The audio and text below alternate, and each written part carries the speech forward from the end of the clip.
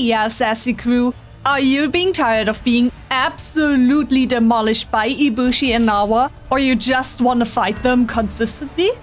Well, you have come to the right place. Funny enough, these two were the only Elder Dragon encounter that I didn't beat on the first try in the full game, so of course I had to find out how to make this fight a cakewalk. In this video, I will show you two builds with which you can easily take those two down. One tank build and an attack build. Then I'll also tackle the moveset as far as I can after analyzing at least 20 fight encounters and getting a headache after looking at all those different attacks. This video took a long time to make, so if you want to support me, you can via likes, comments and hypes. Now then, let's get into the video.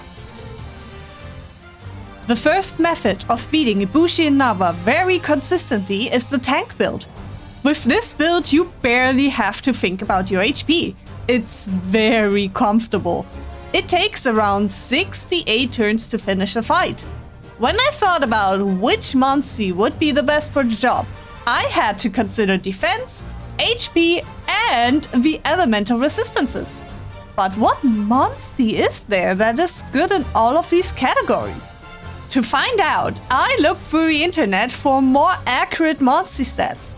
There, I found this Google Doc by Nora Hike on Reddit. It's a wonderful source of information on Monsi stats, and even includes the hidden stats like base Wyvernfell. Looking at the bulkiest monsters, one immediately stood out to me. Namielle. I know for sure that she is resistant to electricity. Perfect. Now to create an almost unkillable wall. Well, first of all, Namielle's dragon resistance is good, but not perfect. So we'll increase it using dragon defense boost. Preferably XL. I just didn't have it at that time. Health boost will provide you with even more tankiness. But tanking attacks well doesn't do anything if you just get your health chipped away. That's where self-heal comes in. This passive skill makes you recover quite a considerable amount of health each turn, meaning you don't have to waste time healing away the chip damage. However, sometimes the attacks do more than you can passively regenerate, so it is crucial to equip a move with which you can recover HP. I personally chose Dragon Eater, since both of them are weak against that element. Due to Ibushi's and Narwa's resonance mechanic, which I will explain later in the fight section, it is recommended that you attack both of them at the same time. Simultaneously, you want to be able to cover all attack types, meaning power, speed, and technical. For technical, I just went for the AoE move Unstoppable. The real meat of the fight next to Dragon Eater is the speed AoE Toxic Sweep. It has good Wyvernfell and applies noxious poison, which is great extra damage considering that we aren't doing a damage focus with this build. This build is made for comfort and an easy way to get this fight done without worrying too much about your hearts. Since our rider isn't as tanky as the Monsi, we are not even going to bother using them. This is where Soul Kinship and Solar Cry comes in. That way, we can fully charge our kinship gauge in 2 turns. The last thing we are equipping is the skill Overpower. Whenever Ibushi uses his Wind Serpent's Fury move, both of them get an attack up large boost. We certainly do not want that. Luckily for us, we only need one attack up S debuff to negate the entire buff itself, which is where the AoE move Overpower comes in. Namielle's skill tendency doesn't really matter since we are going to be riding it almost the entire fight. But what does matter a ton are the environment skills. This is where we need to use the excursion system that you can access from camp. You want the skills Battle Thirst, Hardiness, and Unscathed. Battle Thirst recovers a considerable amount of stamina in its awakened state. 30 whole points of stamina if you win the head-to-head. The unawakened Hardiness grants you 3 stamina on getting hit. Just a little bonus that can be the difference between using a move or just missing it by a few stamina points.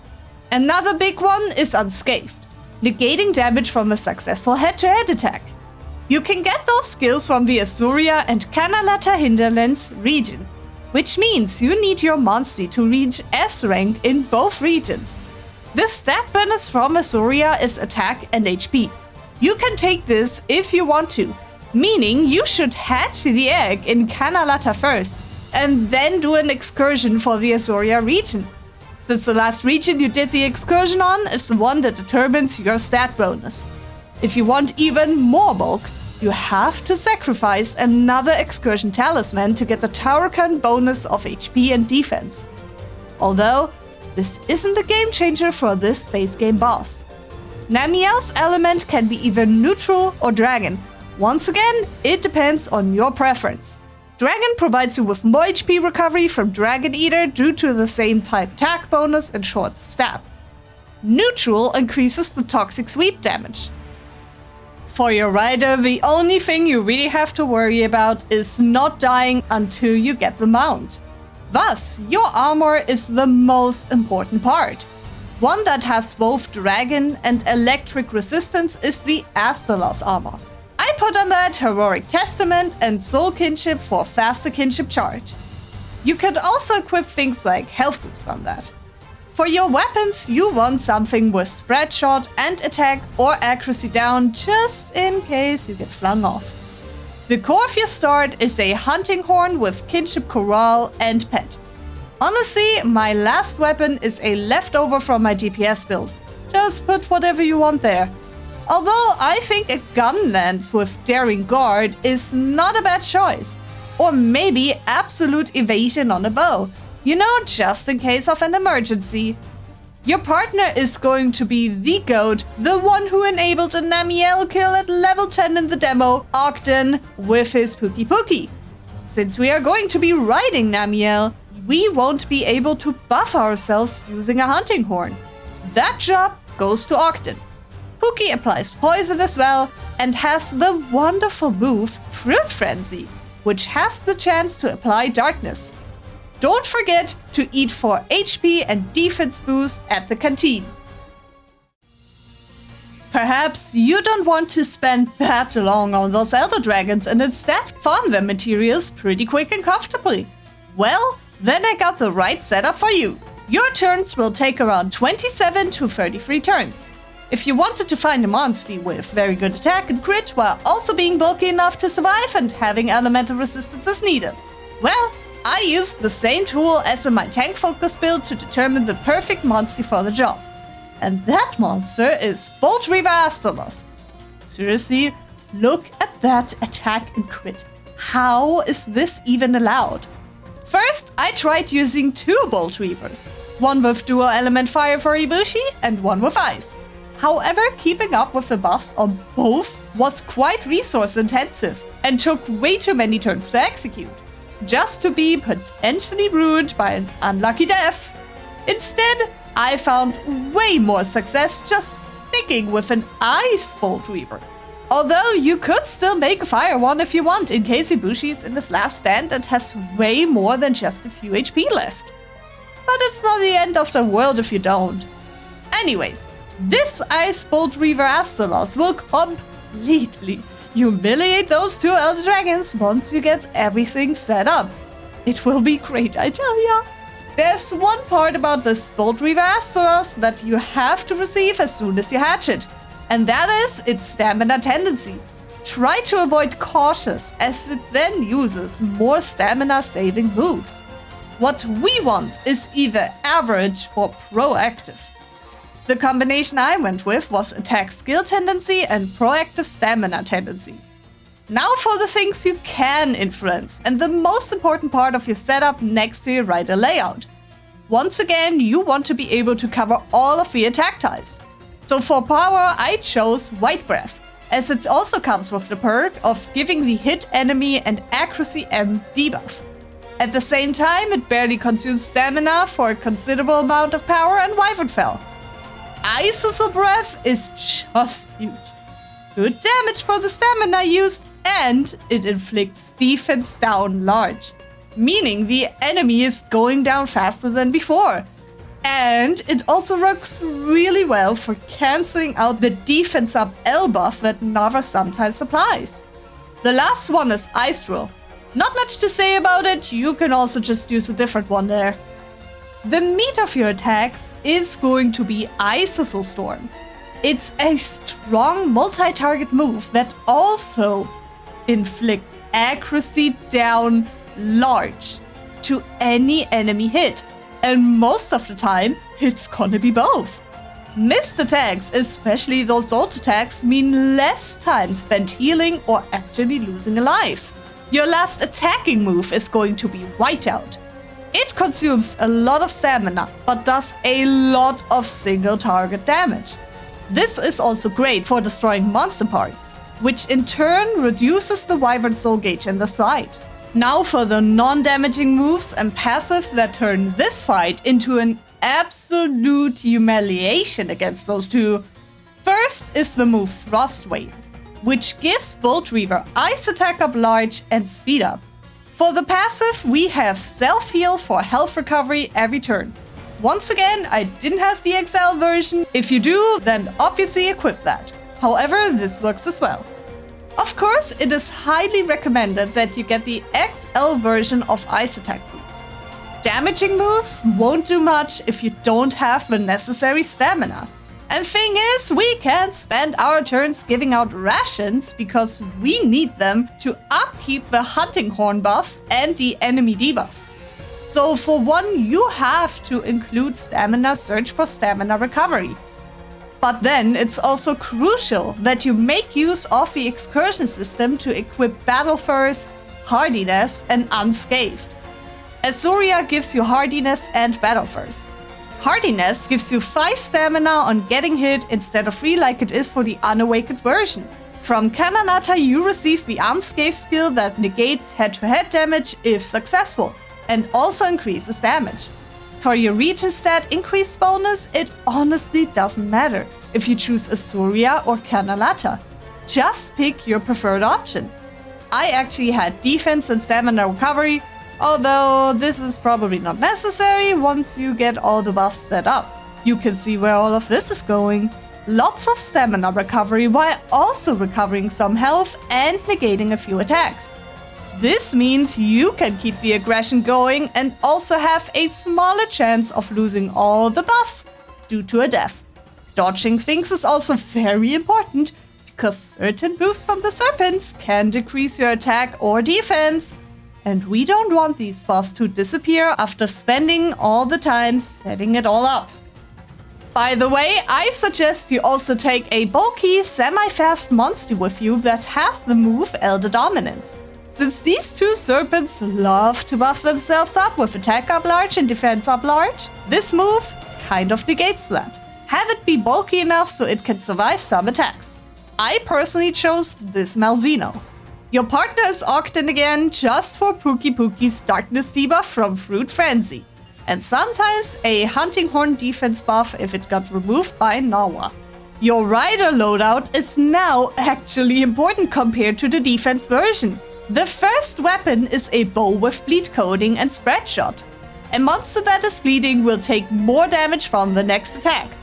Since your Astolos is faster than Ogden and Pookie, it will be him. But in order to have you move before your Astolos, you need an armor piece that has the quick skill equipped. It increases your overall speed and also gives you the chance to move before the enemy.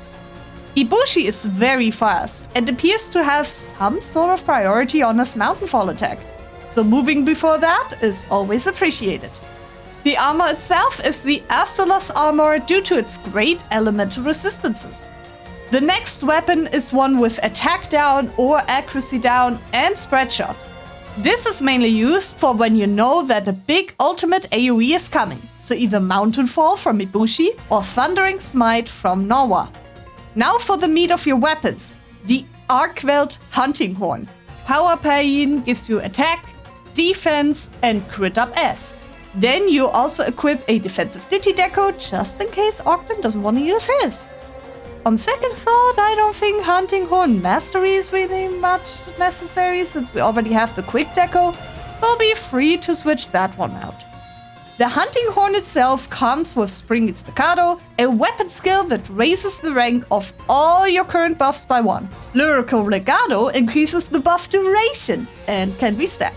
You can see where this is going. If all things go well, you are going to have Ice Attack up large, Attack up large, Defense up large, Dodge up large, Accuracy up large for a very long time. Yep, this is great. This is the part that made this video take so long to come out. I spent over 20 hunts sitting there, stopping after every turn to write down the used move in the table, sometimes having to make a clip because I missed it, and then analyzing all those tables, write theories down, confirm them using other hunts, etc, etc, etc. They use so many different moves. At first I thought there wasn't a pattern at all, excluding those guaranteed fury turns. Note that what I call head-to-head here is just a normal power, technical and speed attack. Well, this is what I found out after all those hours of fighting them and analyzing the footage, tables and notes. First of all the moves the dragons possess in general. Those with a little star will turn into a head-to-head version when they're exposed. For the things Ibushi can do, the Mountain Fall special AoE attack. Its property is that it is a multi-damaging move at random targets, with a seeming speed priority. Meaning that sometimes a single person can get hit multiple times and another one will not get hit at all. This, however, also means that if you are the only one alive and you're currently riding a monster, all of those hits will go against you. Then Ibushi can also do Serpent Flurry. This is a single target attack that has the chance to stun you. Dragon's Ascent is just a regular single target attack. Buster is an AoE attack that inflicts attack down large on anyone who got hit by it. And Wind Serpent's Fury is an attack up large buff for both Ibushi and Narwa. Now for the moves that Narwa uses. The special AoE is called Thundering Smite.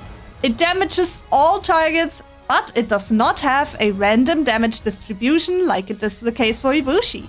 Ball Lightning is a single target attack with the chance to paralyze. Volt Discharge is an AoE attack that applies defense down large to anyone who got hit by it. Thunder Halo is just a regular AoE attack. And Thunder Serpent's Fury applies defense up large to both Ibushi and Narwa. Now for some general fight mechanics that are applied for all phases except for the final stand. After a dragon uses their special AoE attack, they will use a head-to-head attack right after. There will be 2 ultimates every 8 turns. The ult can only be used by a dragon that is in its mantle state. If one elder dragon loses more HP than the other, they will resonate and the dragon with less HP recovers HP to get closer to the one that has more health. The higher the health difference, the more HP is being recovered. So avoid having their HP too much apart. The fight starts with Ibushi in Windmantle state and Narwa in normal state. Ibushi Windmantle is the most consistent out of the phases next to the last stand from the remaining Elder Dragon. I found out a nice recurring pattern, and so far it is the only one where there were no outliers found other than the one I'm about to mention soon. In this phase, Ibushi will always use power attacks, while Narwa goes for speed. First, Ibushi uses a Mountain Fall attack and Narwa does head-to-head. Afterwards, we have head-to-head and a Discharge or Ball Lightning attack. Then, Ibushi does either Ascent or Flurry, while Narwa does Ball Lightning, head-to-head or Discharge. And then for the 4th turn, Ibushi does head-to-head and Narwa does a Fury buff attack. And from the 5th turn to the 7th turn, things can go differently. The first version has 5th turn Flurry Ascent and Narwa head-to-head, then Buster and Narwa Discharge Ball, and 7th turn is the Mountain AoE, while Narwa uses head-to-head and Ball. However, in the second version, we have in the 5th turn Mountain, then head-to-head, 6th turn head-to-head Discharge Ball, and 7th turn Ascent and Ball head-to-head. This is the thing that can be different, and perhaps there's even a 3rd version, but so far I haven't encountered one. Now things are the same again. So in the 8th turn we have head-to-head or Ascent, and for Narwa, Fury. 9th turn head-to-head and head-to-head. 10th, Flurry and Ascent, and Ball Lightning and Discharge. And 11th, Buster and head-to-head. You can use this pattern to either use kinship skills or some dodging stuff, etc., to perhaps avoid a hard-hitting attack or a debuff you really don't want. Once Narwa enters the mental state, she will use technical attacks while Ibushi uses speed. This phase is a lot less predictable, but there are some things I did observe. The highlighted parts happen, so far, every time. First turn, head-to-head and Smite. Second, Ascent Flurry, head-to-head. Then, head-to-head Discharge. Fury and head-to-head. Head-to-head and Smite. Ascent head-to-head, head-to-head Ascent Flurry, and then head-to-head Halo Smite. Fury, Ball Discharge. Head-to-head and head-to-head Ball Discharge. Flurry, head-to-head Discharge. Head-to-head Ascent, Halo Smite. Flurry Fury, head-to-head. And then head-to-head and Smite or Discharge. And if Smite happened in the previous turns, then it's pretty much almost always Discharge. Once they reach around 50% HP, both of them enter their mental state and will now have a more chaotic and unpredictable moveset. It does appear that things are now very random.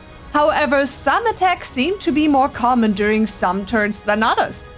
I analyzed at least 20 tables of mine and I could not for the life of me see a completely fixed pattern. However, some things still apply. The 8-turn ultimate rule and the head-to-head after happen here as well. Ibushi uses power type attacks and Narwa uses technical attacks. A head-to-head from one dragon indicates a possible ultimate from the other. This isn't guaranteed, but still something to consider. Keep in mind though that in the exposed state, some attacks look like regular head-to-head attacks. This is especially helpful in the post 50% phase. It seems like there are no unskippable attacks. I'm not 100% sure on this though. Ultimates can't happen 2 turns in a row. And 2 head-to-head attacks back-to-back from the same dragon happen rarely. Although, if it does happen, it's most often after the Smite ultimate from Narwa. Now what I'm going to show you are things that reoccurred in many instances. This by no means that you will have it happen in your run. But if you combine this together with the overall tips, you should get a rough feeling for how the flow of the fight works. The marked area indicates a higher chance for an ultimate attack happening. For clarity, I will also abbreviate attacks, so ST for single target and MT for multi-target, not including the ultimate AoEs. Head-to-head means the normal power, speed, and technical attacks, just so that things aren't super cluttered. Anyways, first turn, head-to-head or Fury, and rare Mountain Fall. Narwa uses the Lightning Ball attack or a multi-target attack. Then we have single target or Buster, and from Narwa, head-to-head or Fury, and in the rare instance, a Smite attack. Third turn, Ibushi uses head-to-head or Fury, and for Narwa, I don't know, it seems like anything goes. Fourth turn, Ibushi, anything goes, but oftentimes it is something other than a head-to-head. For Narwa, it's oftentimes a head-to-head or a Smite attack, so if you do see Ibushi using a head-to-head in turn 4, just in case prepare for a Smite. Then fifth turn, head-to-head, Mountain Fall or Fury, rare instance a flurry attack. For Narwa, it's oftentimes a head-to-head or fury attack. 6th turn, head-to-head, mountain or buster. Narwa, head-to-head or a multi-target attack. 7th turn, head-to-head, fury, single target, rare instances of mountain. And for Narwa, head-to-head, fury, and multi-target attack. Then, turn 8, we have a head-to-head or ascent attack. And Narwa does multi-target or head-to-head. 9th turn is mountain, single target or head-to-head. And Narwa head-to-head discharge. In rare instances, it might also just be a smite if Ibushi doesn't use mountain. Then 10th turn seems to be a little more chill with Ibushi doing lots of head-to-head attacks and Narwa doing head-to-head or lightning ball. 11th turn for Ibushi is a head-to-head or fury attack.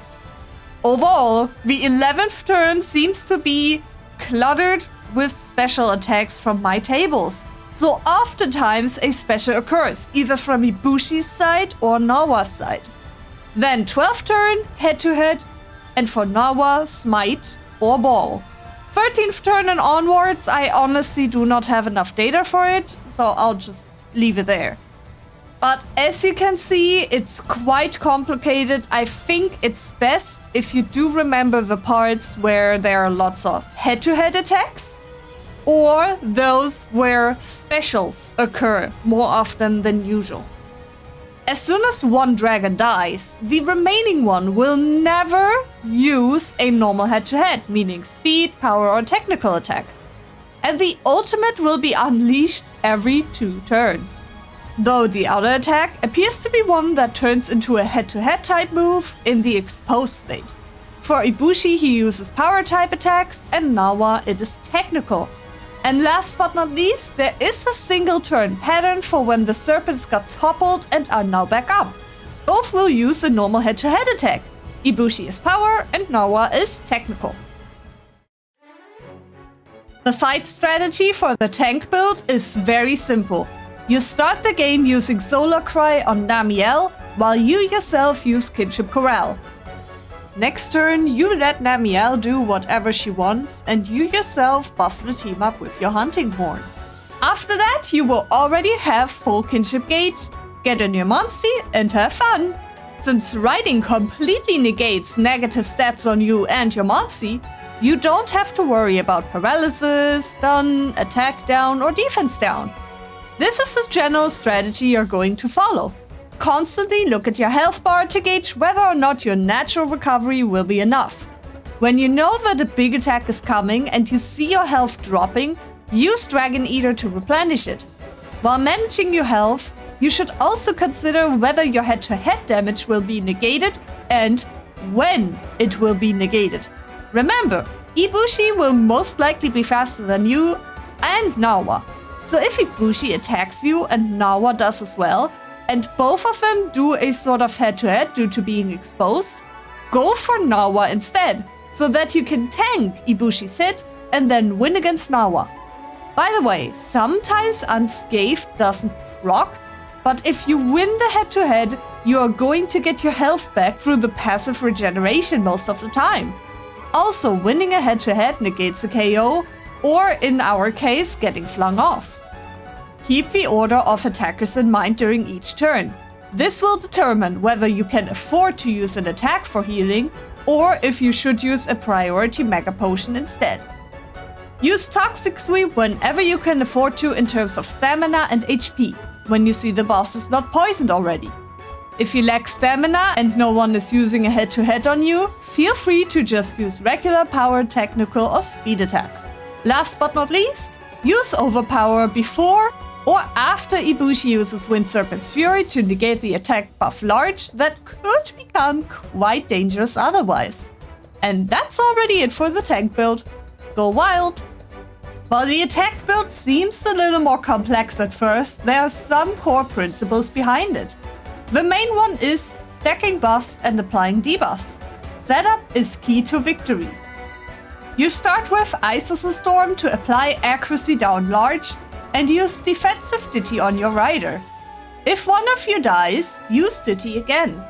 Then you power up Bolt Reaver's ice attack using Frost Whale, while you yourself provide defense, attack, and crit up S using Power Pain. Next, and that is very important, use Lyrical Legato to extend the buff. Do not care for your rider health. You want Astodos to stay powered up.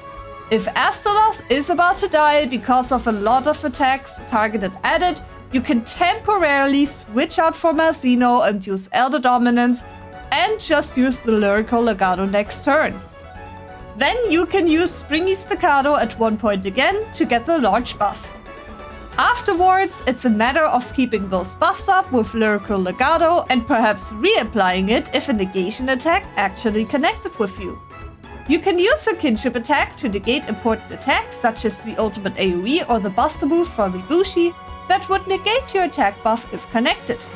By the way, try and force Bolt Reaver into a successful head-to-head in order to recover crucial stamina.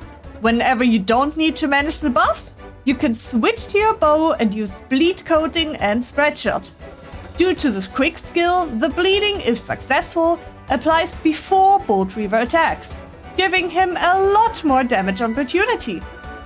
Temporarily switch over to Malzeno to apply the Elder Dominance debuff, especially when Wind Serpent's Fury is about to be used or was already used. You can switch out Bolt Reaver when you know something unpleasant is about to happen based on the information about the moveset that I provided. Try to predict what is about to happen next, especially when you are still in the setup phase. Keep spamming Isis Storm with Bolt Reaver and the occasional whiteout if needed. If your setup with buffs and debuffs is successful, the fight becomes actually quite easy. And yes, that is already it for the attack build as well. It's most of the time just managing your buffs and debuffs. That's all. So, which method are you going to use to beat these two Elder Dragons? By the way, in order to level up fast to level 99, you can eat for a higher Barrel Feline chance, and then go to this caravan stand at the Dragon Reach Mountain. Check the area, possibly fight a Barrel Feline, and then reset the caravan stand again. It shouldn't take too long to reach your desired level. I really hope that the moveset of these two is the same in their royal versions. Because wow, this fight gave me quite a lot of trouble trying to figure every part out. I had a big headache and spent hours and days on it. So yeah, let's hope that it's the same in the royal versions, please. Don't forget to support me via likes, comments, and types, especially on this video because this took way too long. And yeah. Anyways, thank you really much for watching, and I'll see you guys next time. Bye bye!